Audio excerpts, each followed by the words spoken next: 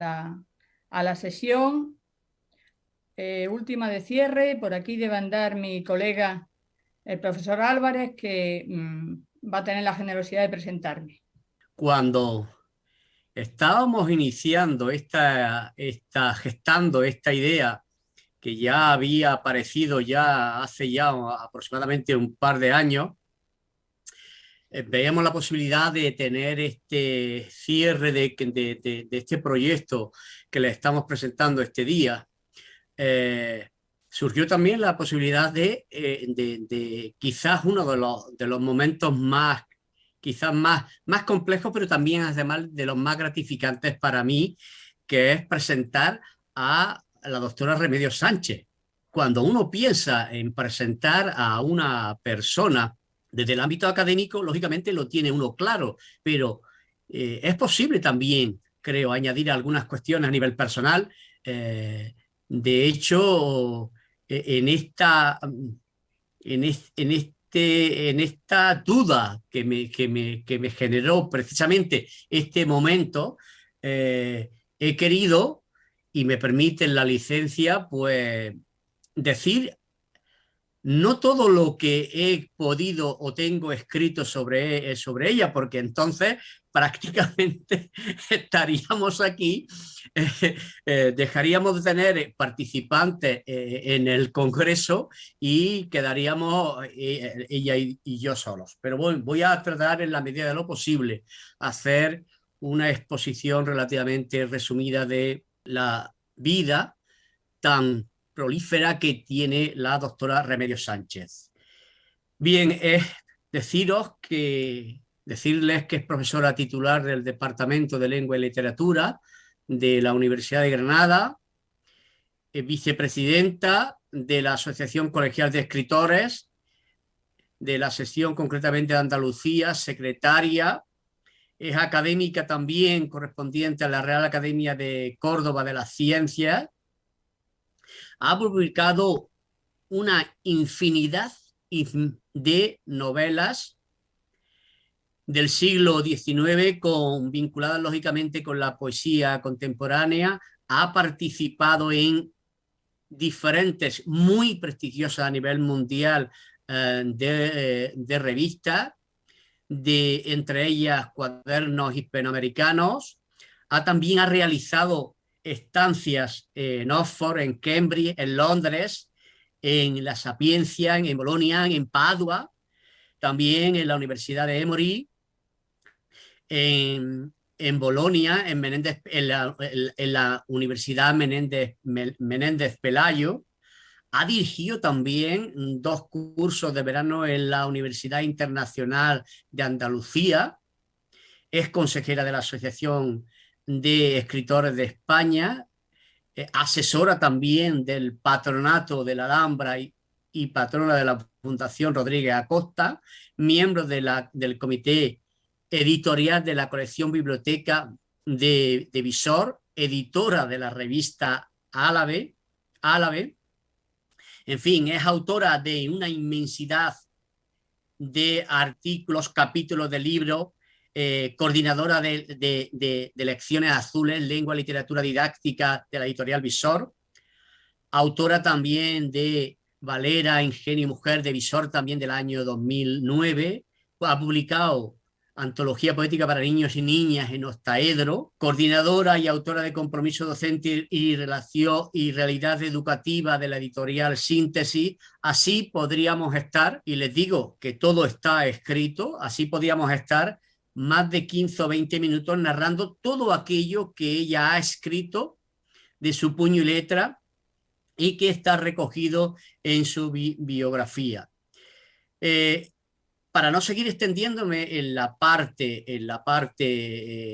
profesional, sí decir que desde el año 2016 pues cogió la dirección y revitalizó enormemente el Festival Internacional de Poesía, que la ha llevado a Granada a ser reconocida a nivel mundial por la cantidad de gente que ha participado o que hemos participado en este inmenso Festival Internacional de Poesía, todos y cada uno de los años. También decirles que, lógicamente, como ya bien saben, es directora del proyecto de las Olvidadas y también directora, por supuesto, de este magnífico congreso. Quisiera añadir solo algunos adjetivos, algunos apelativos, y si la voz se me quiebra, ustedes me perdonan porque posiblemente sea ya, no por el cansancio del congreso, ni mucho menos que estamos súper encantados. Ojalá estos congresos se produjeran con más frecuencia de lo que son. Pero yo quería definir a esta persona, a esta mujer en mayúsculas, por algunos adjetivos. Para muchos, y concretamente para aquel que les habla, Remedios Sánchez es una persona familiar, es una persona constante, segura, es una mujer, un ser humano fiable, entregada, sincera, trabajadora, sensible, amiga y, cómo no, hermana.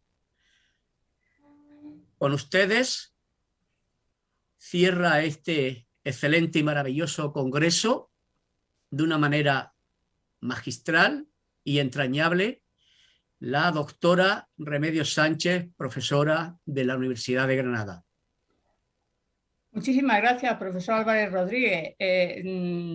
Bueno, ya me ha puesto usted tan colorada que ahora estoy un poco apabullada y como mi ámbito es ser teórica y nunca protagonista, pues bueno, me sonroja su generosidad, tu generosidad, Pepe. Siempre amigo, siempre compañero y parte ya de mi familia escogida, de personas en las que confío totalmente.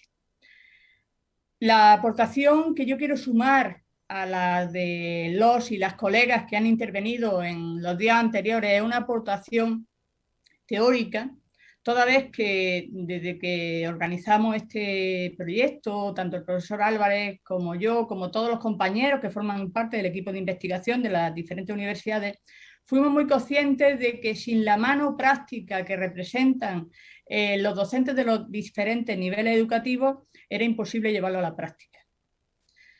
Por ello digo que evidentemente mi aproximación al tema tiene que ser teórica y tiene que responder a la realidad de las investigaciones que vengo desarrollando desde hace muchos años y que se enlazan con las de, como ahora ustedes podrán comprobar, con las de personas que para mí son grandísimos referentes y en las que me baso para construir esta modesta teoría que confío en que, bueno, por lo menos sirva para reflexionar sobre una cuestión que nos preocupa a todos, que es la necesaria recuperación de las poetas andaluzas.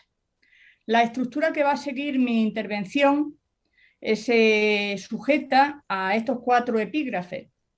Una introducción donde hablaremos de las locas de los versos, un segundo epígrafe sobre ese debate que ha habido mucho tiempo a propósito de escribir como una mujer, que lo entrecomillo para que se evidencie la ironía, porque es una forma de manipular el canon, la función que cumplen los manuales y las antologías como brújula de un silenciamiento interesado y consciente, y luego unas conclusiones que podremos compartir entre todos.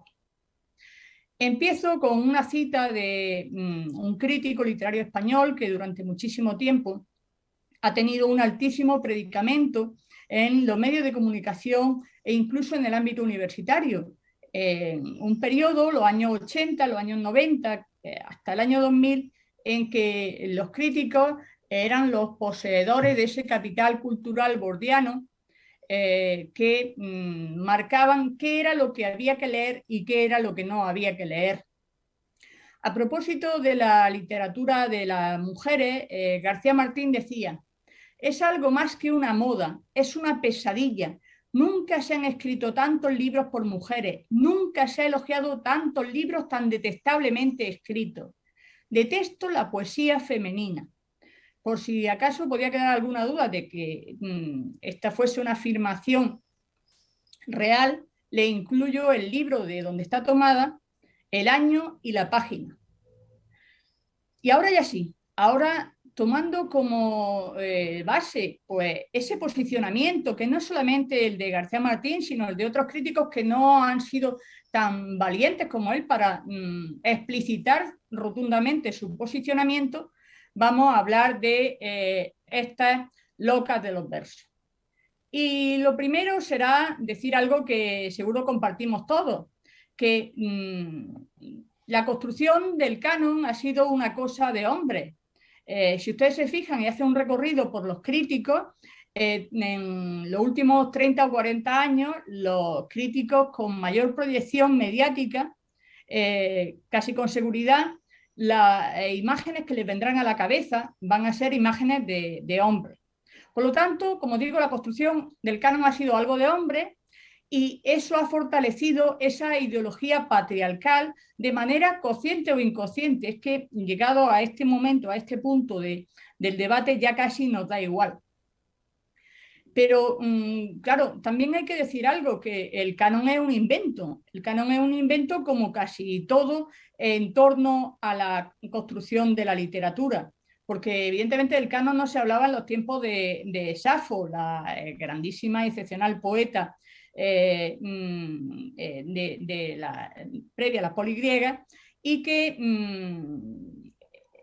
resultaba un referente inexcusable en su tiempo para cualquier persona que ahora mismo aún quiera acercarse a las primeras etapas de la poesía. Después de eso ha habido una asignación progresiva de roles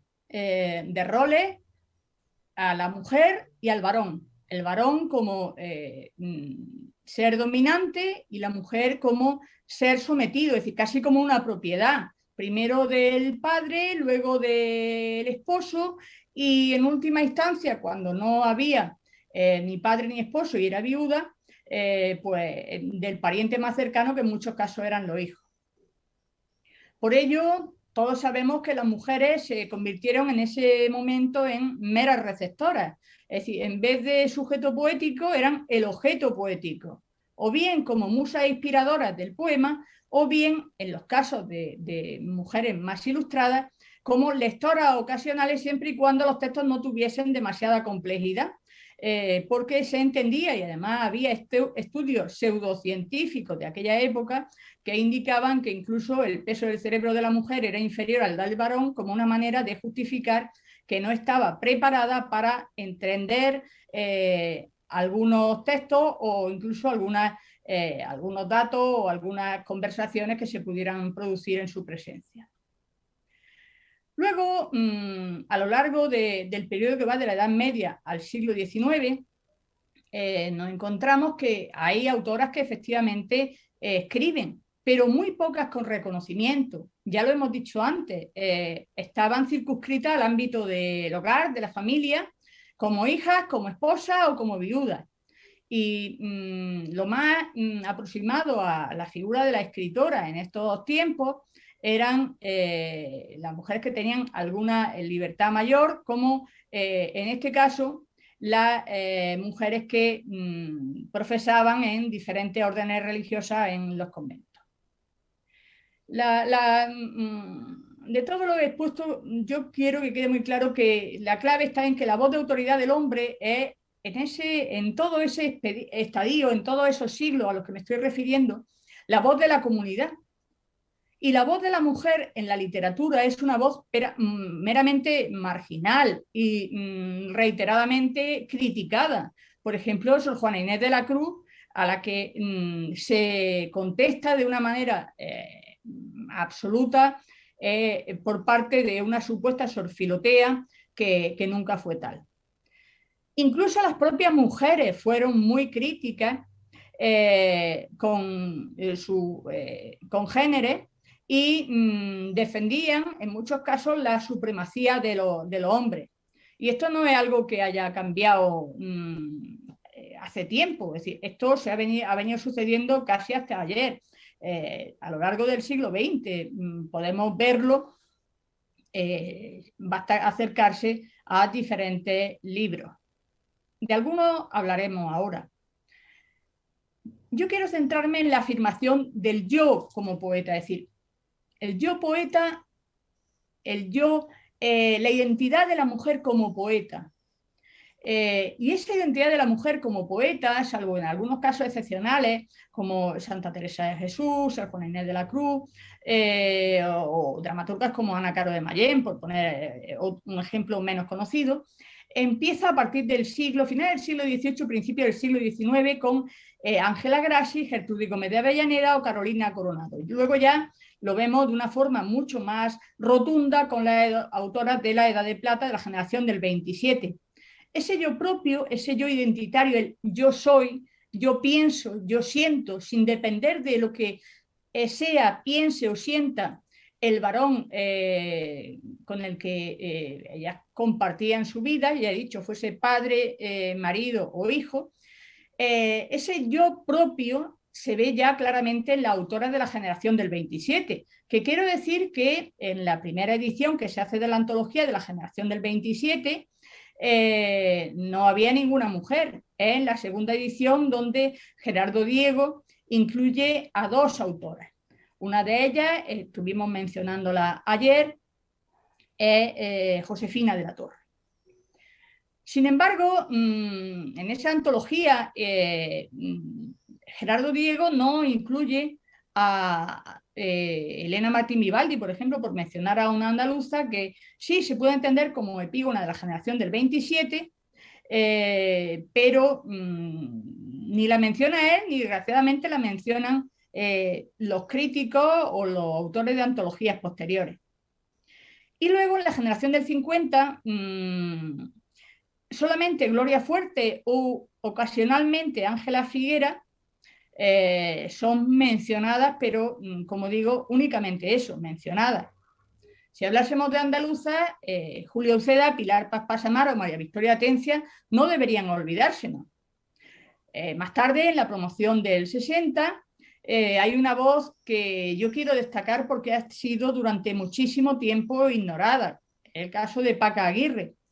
Y por posicionar a autoras de diferentes estéticas y tendencias en la generación del 80, ha costado mucho darle su sitio a Juana Castro, Ángeles Mora, Concha García o Olvido García Valdés, dentro de una cantidad muy interesante de nombres que resultarían imprescindibles. Es decir, hasta casi anteayer a ninguna de ellas se le ha reconocido nada. Por eso el punto de partida tiene que ser el de canon, porque a pesar de que el canon se entienda como el cuaderno de lugares comunes de nuestra cultura, esa cultura compartida en la que se incluyen aquellos textos y aquellas obras que es conveniente recordar porque han tenido un significado especial para nosotros, y esto lo decía Gates, las mujeres parece que no hay nada que hayan escrito que sea digno de recuerdo o que tenga un significado especial. Cuando reflexionaba en torno a eso, me acordaba de unos versos de Gloria Fuertes que decían: no puedo más, me levanto y dicen, ahí va Gloria la vaga, ahí va la loca de los versos, dicen, la que nunca hace nada.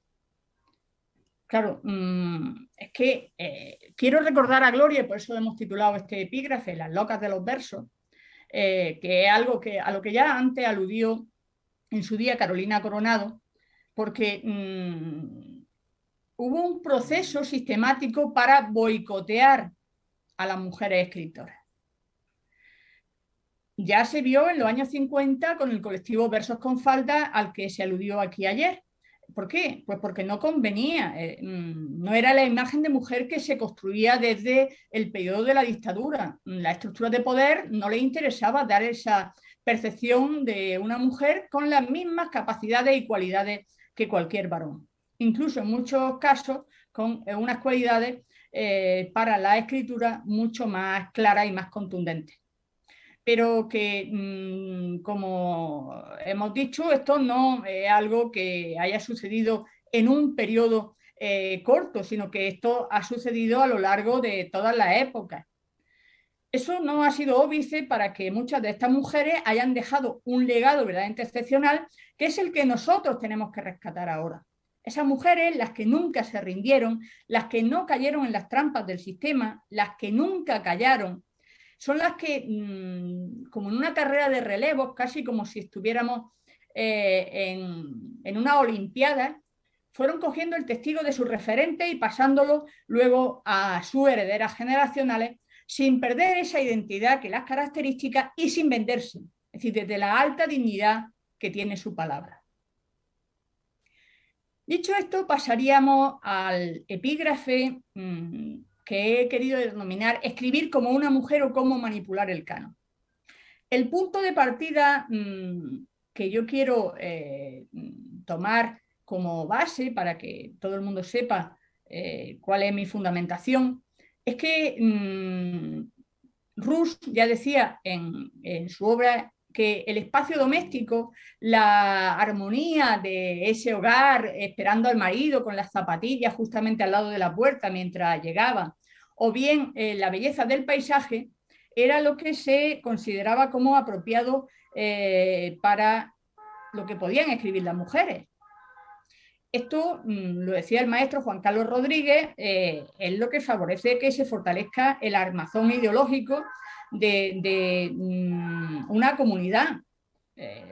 La manera de mantener quieto o mantener un statu quo dentro de una comunidad es que la propia literatura vaya fortaleciendo el ideario o el pensamiento de las personas de un estadio, de un periodo determinado. Es decir, que la literatura retroalimenta la ideología y viceversa. ¿Y cómo se hace eso? Es decir, ¿cómo consiguen construir ese ideario? Pues lo que hacen es darle o tratar de decir que la literatura escrita por mujeres tiene una serie de peculiaridades que la hacen distintas de la de los hombres. Es decir, como si el acto de escribir tuviese algo que ver con la condición de género o con la condición sexual, lo cual es evidentemente, visto desde el tiempo en el que estamos, total y absolutamente ridículo. Es decir, de los hombres se esperaba la literatura que se iba a perpetuar dentro del discurso, un discurso que venía a responder, que venía a fortalecer el ideario de esa clase dirigente a la que nos hemos referido. O bien, en algún momento servía para desintegrar la ideología y cambiar la estructura en cuanto a generaciones literarias. Sin embargo, eso se esperaba de los hombres. De las mujeres se esperaba que hablasen, como he dicho antes, del paisaje, de banalidades de la vida cotidiana, de cómo iban creciendo los hijos, del canto de los pájaros o de ese canto también al modelo de familia tradicional que pueden ustedes ver, a poco que se metan en YouTube y se vayan a un anuncio de los años 60, pues pueden verlo de una manera muy clara. Sí, la mujer era el eje de la familia, pero era el eje interno. Quien mandaba en casa era el varón, permanentemente. Una mujer no podía tener hasta los años 70 ni una cuenta corriente abierta, ni podía sacarse el carnet de conducir sin permiso del marido, ni podía comprar un piso. Por lo tanto, estas labores propias de nuestro sexo, de nuestra condición, eran el discurso superficial que se esperaba de nosotras, o en este caso de las mujeres poetas. Martínez Redondo, en una antología que no me canso de citar, lo aclara muy bien, y a mí me gusta decirlo porque esta era la idea que se tenía de las mujeres escritoras. Son mujeres sencillas que han escrito su sencilla poesía en las sencillas provincias de España. Lo de sencillo no es que lo remarque yo, es que lo dice Martínez Redondo. A uno esto le parece estupendo por dos razones. Una, porque la mujer le es algo particularmente simpático y agradable a quien suscribe esta línea. La otra, porque es magnífico comprobar que en nuestra patria, lo de patria con mayúsculas también es de Martínez Redondo, no es mío, siguen empeñándose las mujeres en demostrar al mundo que se puede armonizar la honorable melodía de las pantuflas, el deseo de tener un hijo, zurcir calcetines al marido y escribir poesía, aspirando un aire nuevo que acabará derribando las murallas de viejos prejuicios. No voy a hacer ningún comentario porque ha quedado muy claro. No hay una forma más rotunda de demostrar una ideología y de demostrar mi teoría de que el discurso de la literatura está condicionado por la ideología que esta opinión que da Martínez Redondo, que fue uno de los críticos literarios con más predicamento en torno a la poesía en el régimen. Ahora ya después hablaré de Castellet. Y además remarca algo que a mí me molesta especialmente, que haya quien pueda plantearse que existe una poesía distinta que es propia de las mujeres y otra que es propia de los hombres. Si ustedes se fijan en lo que decía al principio García Martín, la diferencia no es especialmente grande. Están respondiendo ambos al inconsciente ideológico, vuelvo al maestro Juan Carlos Rodríguez, a aquella voz del amo de la que hablaba Gates en su artículo, en su capítulo dentro del libro de Suya, de quienes no son conscientes de que a su pesar ya no estamos en aquel tiempo de dominio absoluto cuando, como dice el propio Gates, los hombres eran blancos, cuando los críticos eran hombres blancos y cuando las mujeres y las personas de color no tenían voz. Eran sirvientes y trabajadores sin rostro que preparaban el té y llenaban las copas de brandy en las dependencias de los clubes de la gente de orden. Para la sociedad española, si cambiamos clubes por las reuniones de amigos del marido en el hogar, me sirve lo mismo. El meollo de la cuestión, no obstante, es si en el siglo XX y en el siglo XXI existe una poesía con posibilidad de ser canónica, escrita como un hombre o como una mujer. Yo creo que no. Yo defiendo que no. Que nada que no corresponda a los intereses de la colectividad, del concepto ser humano, que es mucho más amplio que hombres y que mujeres de forma aislada, nada que no responda a los intereses de esa colectividad, escrito desde ese yo soy, yo quiero, yo pienso, del que hablaba antes, nada en lo que no puedan reflejarse los lectores de este momento presente y también los del futuro, si pensamos en el canon diacrónico, tiene muchas posibilidades de quedar. Aquello que decía Antonio Machado de que la literatura es palabra heredada en el tiempo, es una cosa que tiene que quedarnos rotundamente clara. Para mí es una evidencia basal para poder construir una teoría literaria, en este caso en relación a la poesía, para el presente y para el futuro. Y en ese contexto los manuales y las antologías han sido una magnífica brújula de silenciamiento para las mujeres.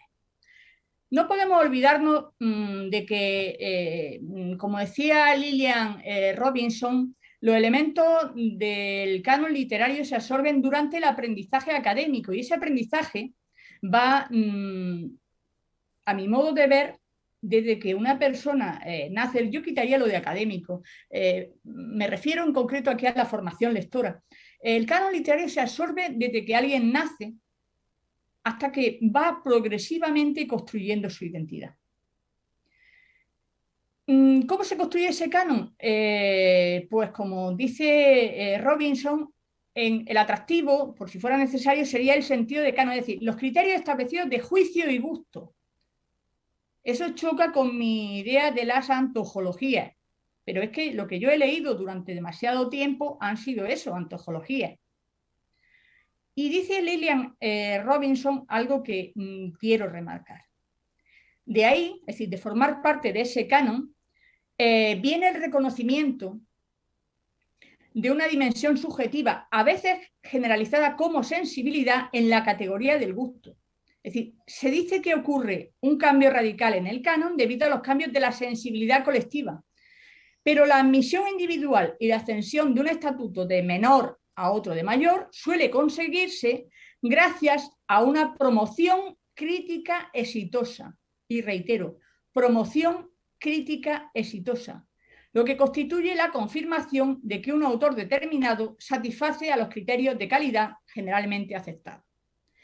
Los criterios de calidad generalmente aceptados era que había un padre de familia en la casa, del cual dependían no solamente la esposa, sino también los hijos y las hijas.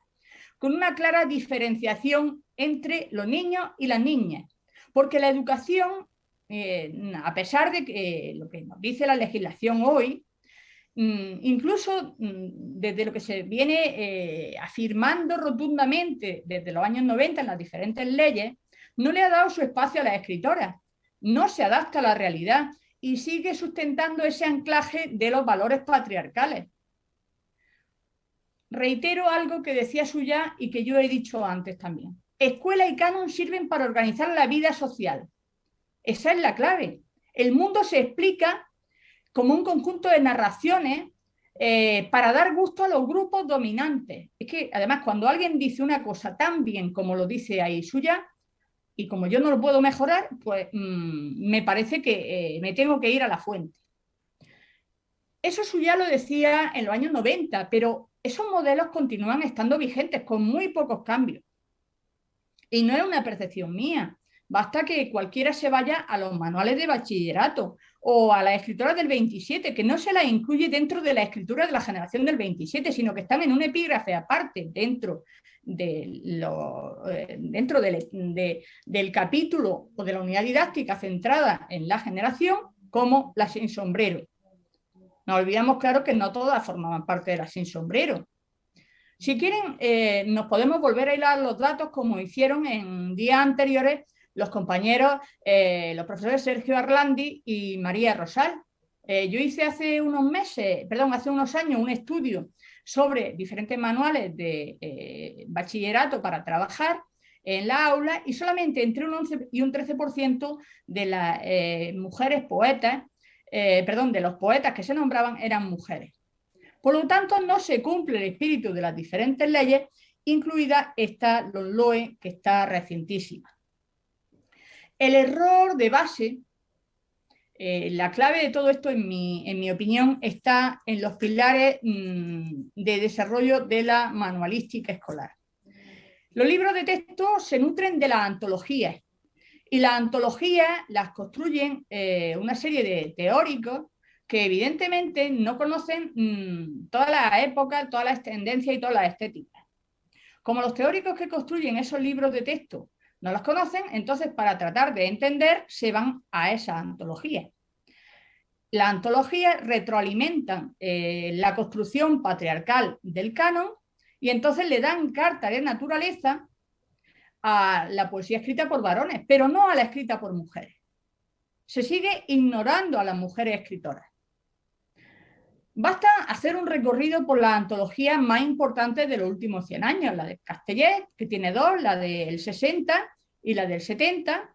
La de Jiménez, la del 70 es la de los novísimos, pero eso yo no sé si llamarlo antología o llamarlo operación de marketing, porque realmente para mí los novísimos no son una generación, sino una operación de marketing para promocionar a determinados autores en detrimento de otros. La antología de Jiménez Martos, la de Ribe, la de Vicente Gao, la de Batlló, la de García del Moral y Pereda, ojo que estas son dos mujeres, la de García Martín, las de García Martín, la del 80 y la del 99, por poner solamente dos ejemplos, tiene más, la de Villena del 92 y 97, la de Mainer o la de Cano Ballesta. Si se fijan, estoy hablando de antologías de los últimos 60 años. 60 años de antología. En la del 60, Castellet escoge únicamente a hombres. Luego, en 1970, incluye a Ana María Moix. Ana María Moix, que es una maravillosa narradora, pero como poeta, a mi modo de ver, no resulta significativa.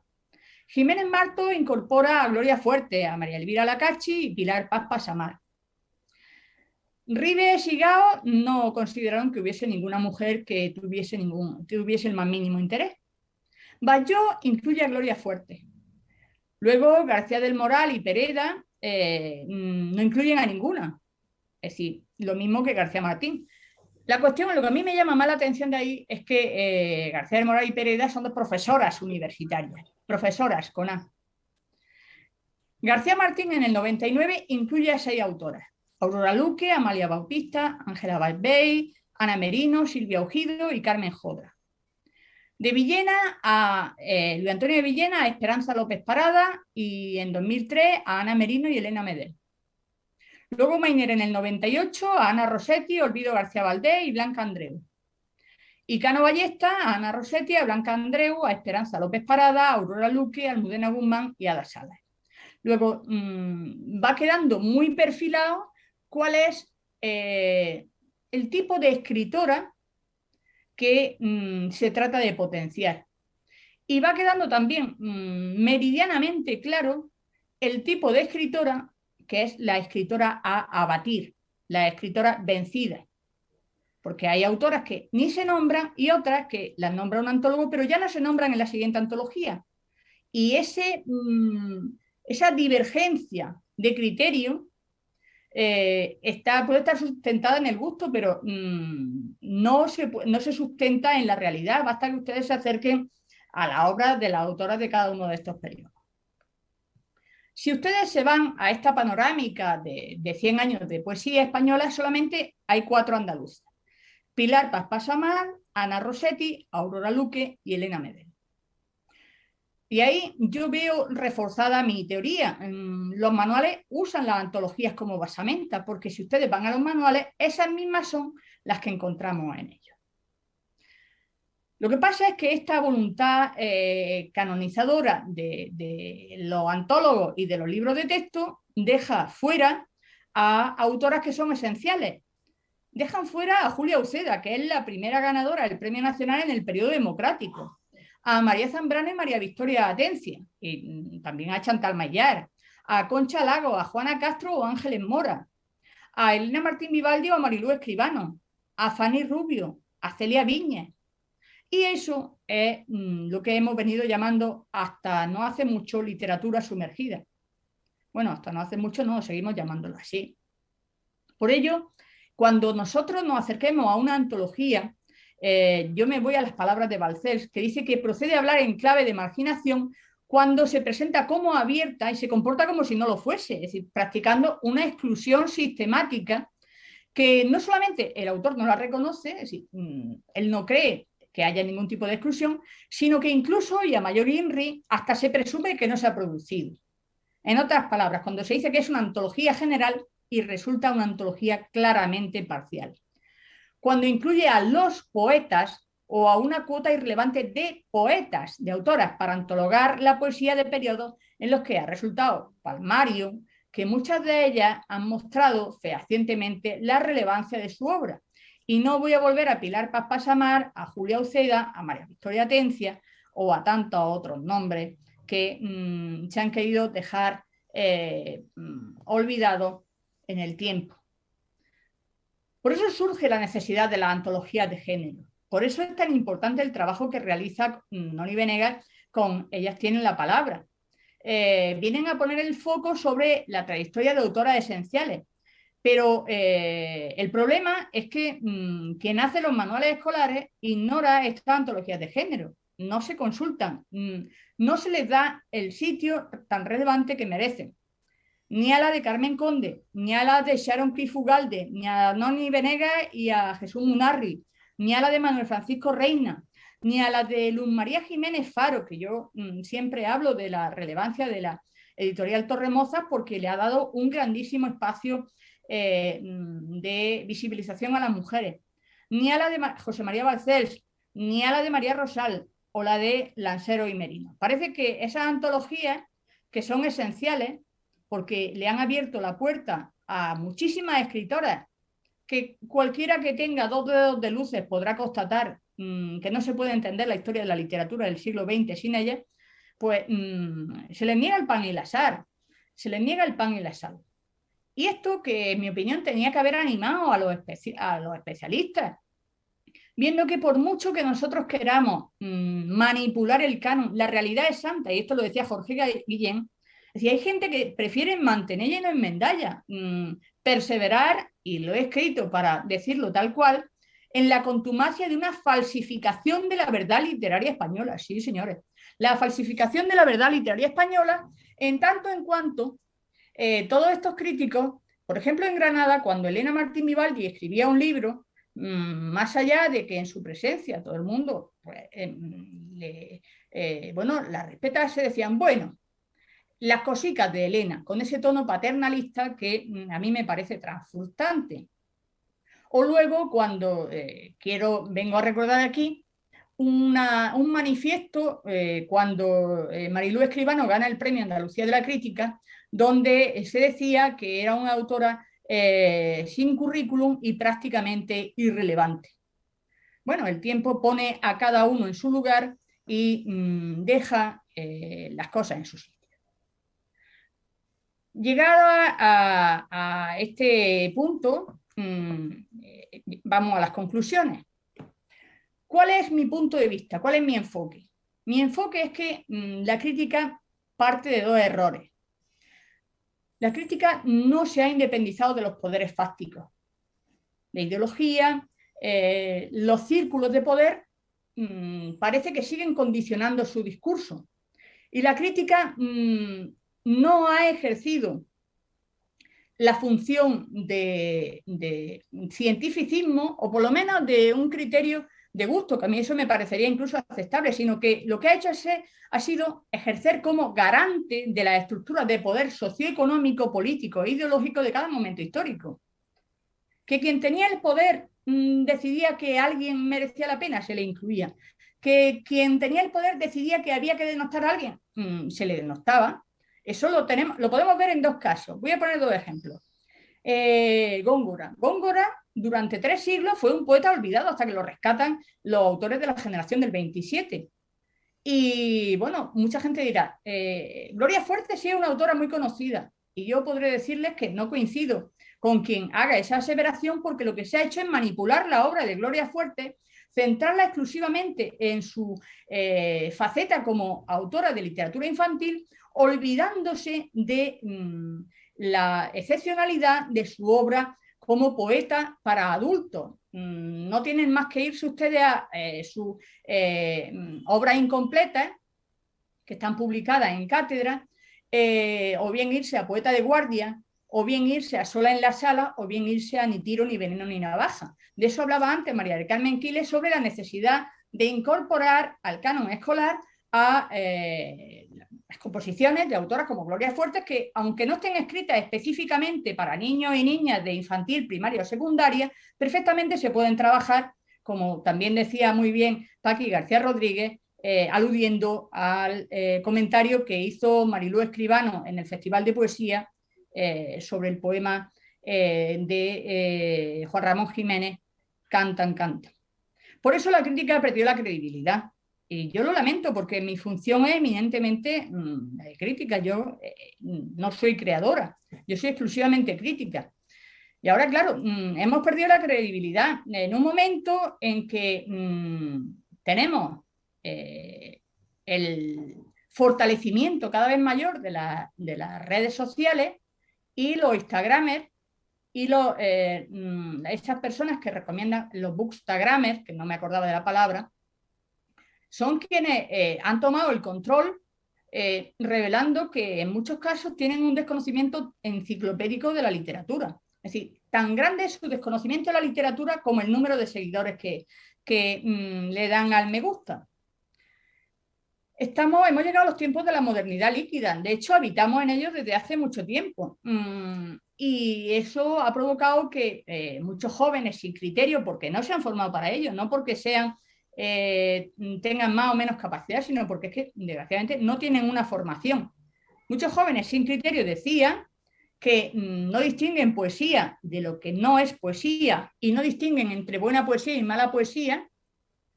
Bueno, entre mala poesía y buena poesía tampoco distinguen algunos críticos.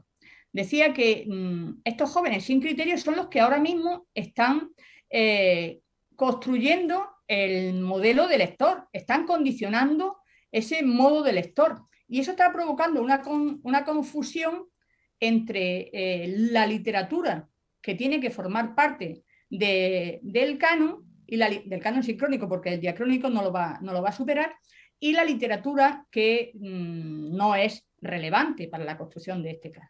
Estamos pues en la sociedad del espectáculo, o sea que bienvenido a este momento. Y mientras estos jóvenes han tomado el control, los estudiosos están, y yo no me meto, atrincherados en los cuarteles de invierno, en sus reductos de sabios, atacando cualquier cambio, atacando la ampliación de ese canon tradicional que no puede construirse sino desde la mirada coral. Ya no puede ser una persona únicamente quien decida qué es lo que vale y qué es lo que no vale, porque no podemos leer tantísimo como se publica. Cada año en España se publican más de 1000 libros de poesía, o que en la colección o en las tapas se dicen como libros de poesía. Y los críticos están con pánico, como si viniese un torbellino o un huracán, esperando a ver si amaina el temporal y vuelven a aquellos tiempos oídos donde, como decía la ranchera, su palabra era la ley. Es una lástima porque cuanto antes nos demos cuenta de que esos tiempos no van a volver y que ha habido un proceso de democratización de la crítica, lo mismo que ha habido un proceso de democratización de la universidad, pues mejor para ellos. Mientras ellos sigan así, nosotros seguimos trabajando. No hemos parado en ningún momento. Las nuevas generaciones de estudiosos y estudiosas que nos dedicamos a la literatura. Y nos toca, hay que priorizar en cuanto a nuestros intereses, en mi opinión, nos toca dar a conocer ese canon oculto que sistemáticamente se ha invisibilizado. Y quiero reiterar un par de cuestiones. Todo el mundo sabe, o por lo menos tendríamos que saberlo o percibirlo de alguna manera, que el canon diacrónico se ha ido manipulando sistemáticamente para ajustarse a ese marco en el que se desarrollaba. Y eso ya lo he comentado antes, lo decía Juan Carlos Rodríguez, que las condiciones derivadas del nivel ideológico son las que construyen las formulaciones sociales modernas a partir de la aparición de la burguesía. Esto ha provocado la sistemática invisibilización de las poetas. Lo que no se nombra no existe, por eso hay que nombrarlo todo. Y ha dado una idea errónea a las nuevas generaciones de lectores, a partir de los manuales y a partir de esas antologías, de que no había autoras con suficiente capacidad y mérito para situarlas al lado de sus coetáneos varones. Así se ha perpetuado sistemáticamente una discriminación sistemática, mantenida en el tiempo, que ha llevado a demasiadas autoras a entrar en el olvido. Por eso hay que hacer este trabajo que vamos a realizar entre todos, que estamos haciendo con congresos como este, en el que tantísimas personas están participando de una manera activa. Nosotros tenemos que construir desde el presente la auténtica historia de la literatura con mayúsculas, pero eso no lo puede hacer una persona, dos, tres, no, eso tiene que ser un trabajo de la colectividad. Hay que combinar los esfuerzos de todos quienes están dedicados a la investigación literaria, los editores que intentan construir el canon escolar con sus manuales. Yo respeto la diversidad ideológica, evidentemente, y la disparidad de gustos. Lo que me parece menos respetable es que no haya mujeres dentro de esa disparidad de gustos. Decía de que tenemos que crear una unión, tenemos que crear puntos de encuentro y confluencia entre los teóricos que nos dedicamos a la investigación, las editoriales y los responsables de sus manuales, y quienes se dedican al desempeño, a la tarea cotidiana de enseñar los docentes de infantil, de primarias y secundarias, porque entre todos será con el trabajo de todos será cómo podamos reordenar la biblioteca. Esa es la justificación de este proyecto, el nombre de ese trabajo colectivo que tenemos que ir haciendo entre todos, que como he dicho no puede ser el trabajo de una persona, ni de dos, ni de tres, tiene que ser el trabajo de muchísimas personas, de todos los ámbitos de trabajo, de todos los ámbitos de gestión y de todos los ámbitos dentro de la sociedad contemporánea, los que se impliquen para hacer que este proyecto, que es La Olvidada, sea progresivamente una herramienta de trabajo cotidiano, porque si no empezamos la revolución desde abajo, si no empezamos esa revolución transformadora desde la realidad de la aula en cualquiera de los ámbitos educativos, el tiempo que dedicamos a formar personas, a construir nuevas personas, será un tiempo baldío, en tanto en cuanto estaremos manteniendo los roles patriarcales que hemos heredado de las generaciones y de las promociones anteriores a lo largo de los siglos.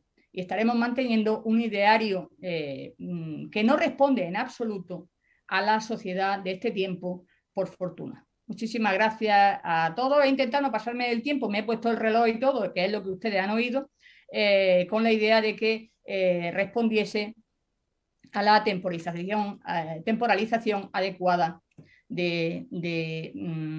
bueno, que yo quería mostrar. Muchísimas gracias, doctora Sánchez.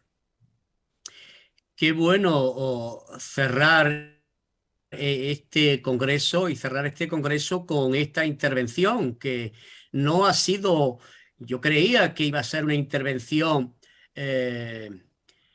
muy adaptada al protocolo que tenemos en el ámbito académico, pero sin embargo ha hecho, igual que la tónica general de todos y cada uno de los participantes que hemos tenido desde el primer día hasta hoy, una tónica de intentar luchar.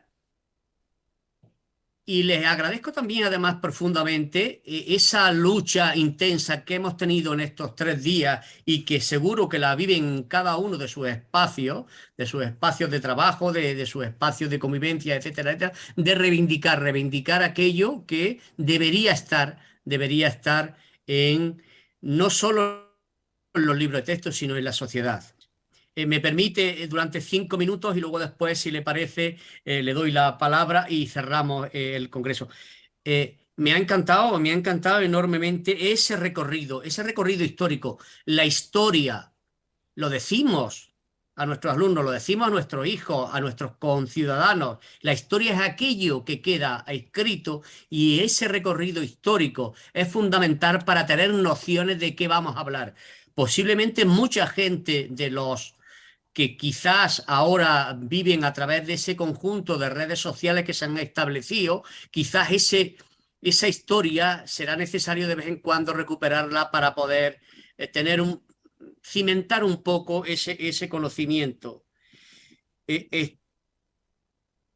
Estoy convencido, ha dicho una frase enorme que dice que es importante es conocer la historia para reescribir el futuro. Por supuesto, si no conocemos nuestra historia, jamás se podrá reescribir el futuro.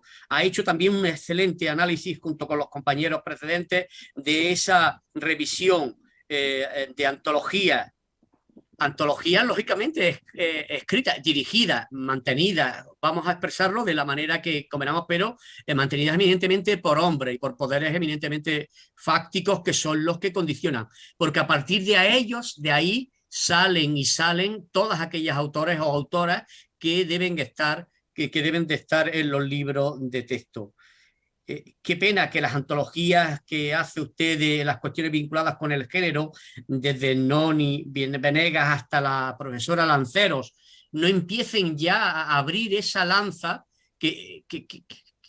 para que empiecen a incorporarse muchísimo más las mujeres a los libros de texto, que es donde deben surgir, porque si no llegamos, que en eso es un objetivo fundamental que usted bien planteó cuando inició el proyecto, es llevarlo a la práctica. ¿Dónde lo podemos llevar a la práctica? Precisamente a la escuela, que es el espacio, el lugar donde empezamos a construir, como usted bien ha dicho hace un momento, a construir seres humanos.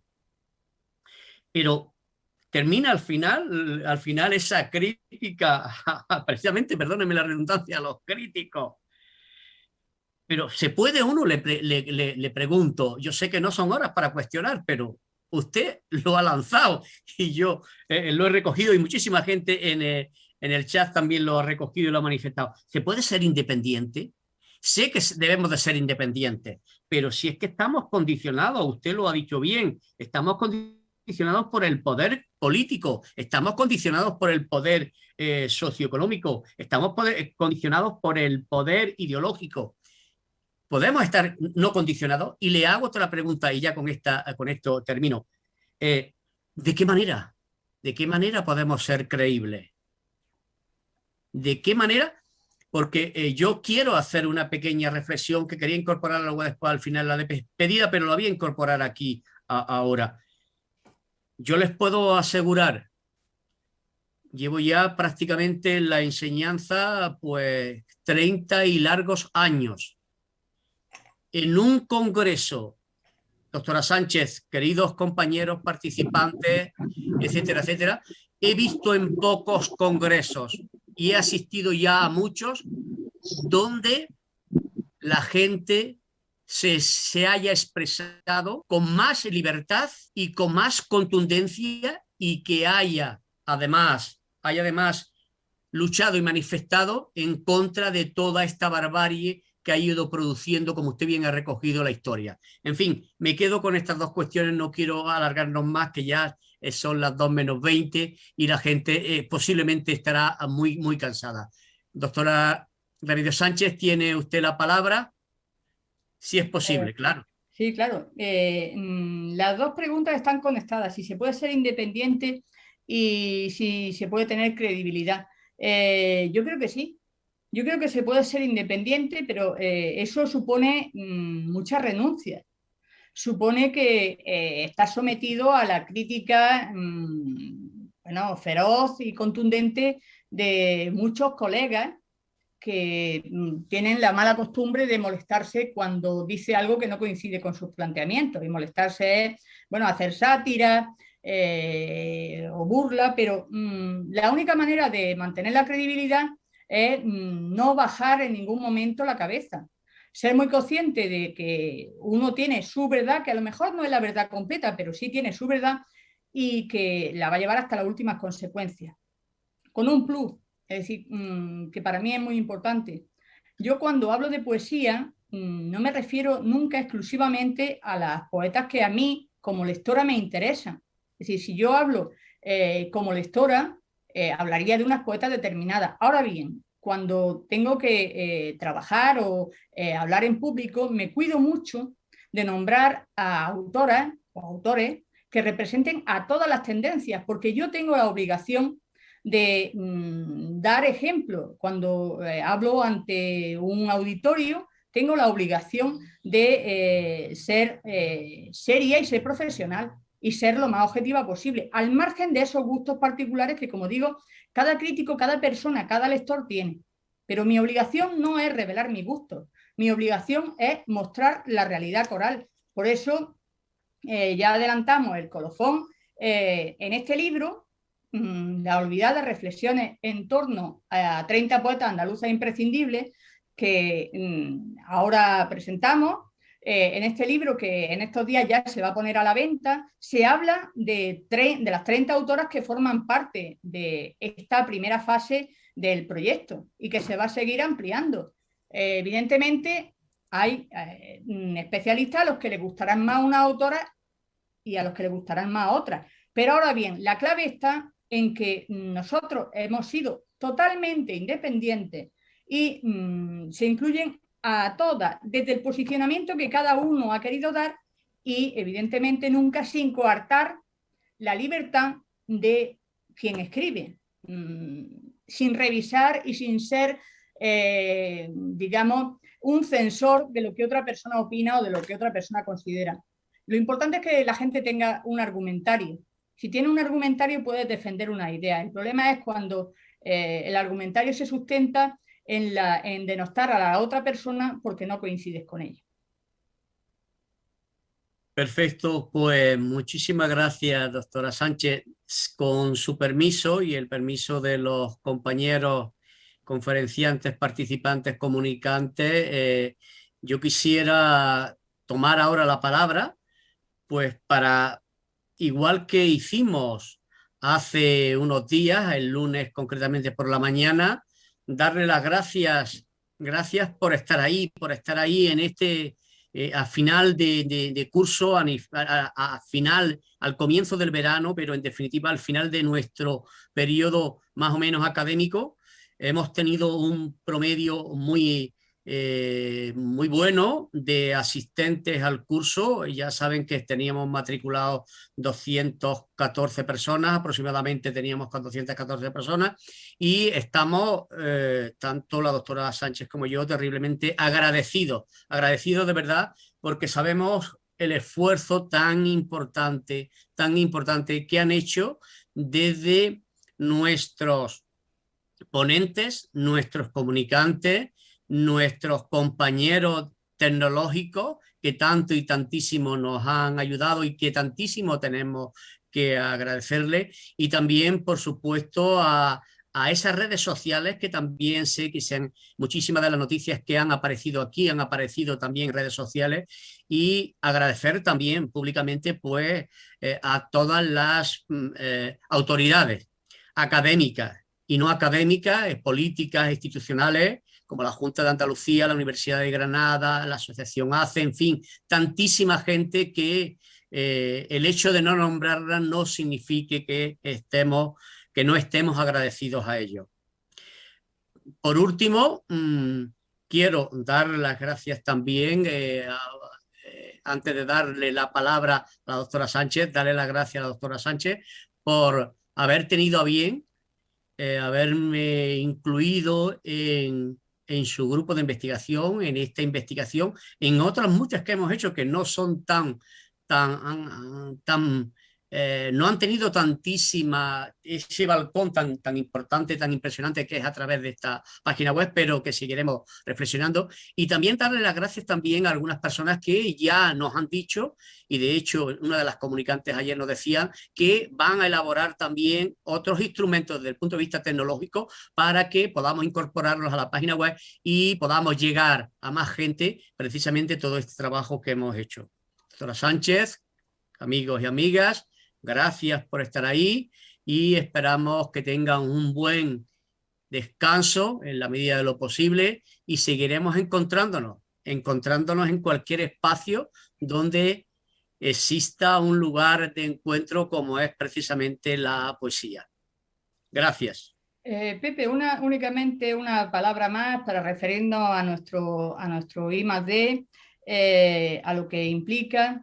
Nosotros desde el I+D La Olvidada, que como hemos dicho ha estado financiado por la Junta de Andalucía con fondos FEDE, también por la Asociación Colegial de Escritores en su sección autónoma de Andalucía, la Universidad de Granada, y con la colaboración de la Red Provincial de Bibliotecas Escolares y el Grupo CEON de la Universidad de Almería, hemos venido trabajando desde una doble vía, es decir, con este volumen que le avanzamos, donde se ha hecho un acercamiento sistemático a 30 poetas andaluces imprescindibles del siglo XX y de los 22 años que llevamos del XXI. Y por otro lado, y en esto es lo que yo quiero hacer énfasis para cerrar, creando esta herramienta digital, nuestra web La Olvidada, donde todo el mundo que se acerque a ella podrá constatar que se ha hecho una aproximación sistemática, tanto teórica como práctica, a la autora, incorporando, y ahí está lo más importante, los materiales didácticos que han creado docentes de infantil, primaria y secundaria para poder llevarla a la realidad de la aula. Es decir, la clave está en que la literatura forma parte del patrimonio cultural de la comunidad y es uno de los valores primordiales que tienen que protegerse y desarrollarse trabajando desde una perspectiva interdisciplinar, de acuerdo a lo que dice la propia ley, lo que dice la propia LOEA. Es únicamente el principio de una iniciativa mucho más amplia, es decir, que solamente acabamos de empezar, en la que se van a incorporar a muchísimas más autoras y de la que vamos a dar cuenta tanto en futuros ensayos como en futuros congresos y naturalmente a través de la web, es decir, que estamos, no se pierda esto de vista únicamente en el principio.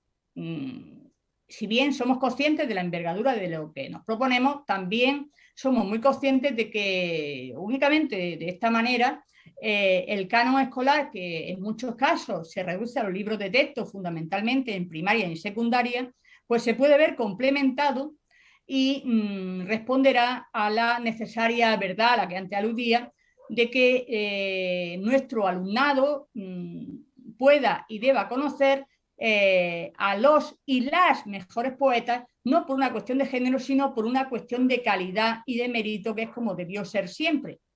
Evidentemente no somos ingenuos, sabemos que este proyecto es molesto para el sistema porque va a afectar al modo en que muchas editoriales conciben lo literario. Ya hemos dicho que las editoriales se basan habitualmente en antologías sectarias que minusvaloran o que ignoran a las poetas. que responden en muchas ocasiones más a un capricho que a la realidad. Pero la crítica, y vuelvo a lo que usted decía antes, las personas que nos dedicamos a la investigación tenemos la obligación rotunda de aplicar una radical honestidad y a no vendernos al mercado. Por eso es tan necesario este proyecto que aportamos, pero que construimos entre todos, entre los 50 docentes que han enviado la unidad didáctica, entre los investigadores que se han incorporado y entre las personas que están haciendo el diseño y implementando nuevas propuestas de mejora de la web. La web ahora mismo está acaba de nacer, está iniciándose. La hemos querido presentar desde la humildad, pero también desde el orgullo de quien presenta pues, a un hijo muy querido y de quien también desde la satisfacción de quien piensa que está yendo por el camino correcto. Y digo piensa, no sabe, ¿eh? Piensa que está yendo por el camino correcto. Nosotros lo que ponemos aquí, todos los que formamos el proyecto, el I+D, y todos, cuando digo todos me refiero a los docentes de todos los niveles del sistema educativo, todos, con igual grado de importancia. Aquí no sobra nadie, aquí lo que pedimos son más manos para sumar. Decía, este trabajo lo presentamos para que se vaya ampliando y para que todas las personas que quieran sumarse puedan hacer sus aportaciones y esta página web dentro de 10 años sea una página canónica a la que todo el mundo pueda acceder con entera libertad, porque es una web abierta y porque de lo que se trata es de que los docentes tengan acceso a una herramienta que nos sea útil a todos. Han pasado siglos para perpetuar un canon determinado, un canon patriarcal determinado, pero ahora nosotros tenemos una herramienta a nuestra disposición que no se tenía antes, y esa herramienta son las redes sociales, todo lo que implica la red. Por ello, y me voy a ir para cerrar a Marilú Escribano, que fue, para mí está en el fundamento de este proyecto, en tanto en cuanto ella fue la que me animó a leer a la escritora y a valorar todo aquel contenido que a mí no se me había explicado en la facultad. Volviendo a Marilú Escribano, hemos cambiado de tiempo y ahora es tiempo de paz y de memoria. Por lo tanto, vamos a la memoria. Muchísimas gracias a todos y a todas por acompañarnos en estos días, como bien decía mi colega el profesor José Álvarez, y confiamos en que en futuras ocasiones también lo hagan para construir entre todos el necesario canon escolar que merecen nuestros alumnos. Y ahora es cuando tú dices, Pepe, que se da por clausurado este congreso. Perdón, yo creía que lo iba a decir usted. Queridos amigos y amigas, damos por clausurado este maravilloso y querido congreso. Un abrazo enorme y hasta siempre.